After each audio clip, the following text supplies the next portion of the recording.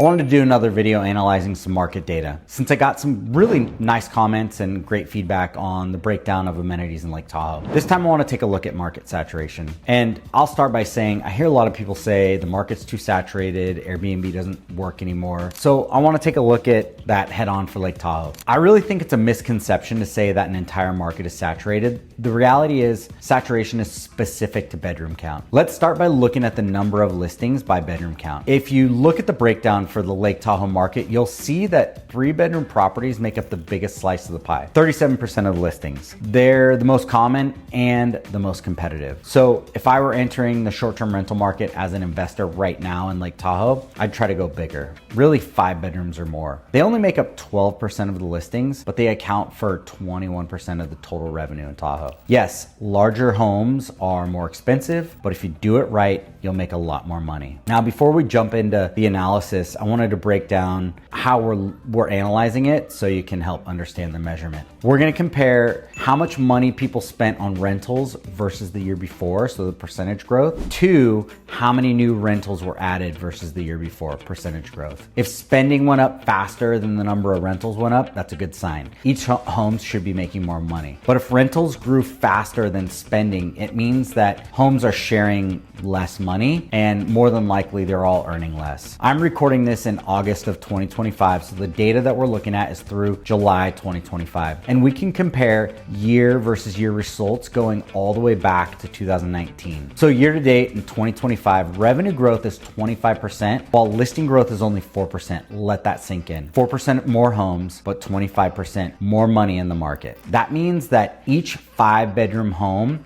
should be 21% positive in that far right column. It's labeled SAT for saturation. In 2024, we had positive saturation as well, but it's nowhere near as significant as what we're seeing year to date. You had 5% revenue growth and 2% listing growth. 2023 is actually the only year we have data looking backwards that revenue was growing slower than listings. That year, revenue declined by 11% and listings declined by 2%. As you can look down the chart, you can see that 2023 is the only year with negative saturation. When we look at the average since 2019, an average of 1% revenue growth and 10% decline in the listing count. I want to point out that there's a massive drop in listings and revenue in 2019. I'm attributing that to the Measure T-band in South Lake Tahoe. So when you remove that, you're still left with an average of 5% revenue growth and 4% decline in listings with a positive saturation of 10% over 6 years, which is a really solid trend. So what's that tell us?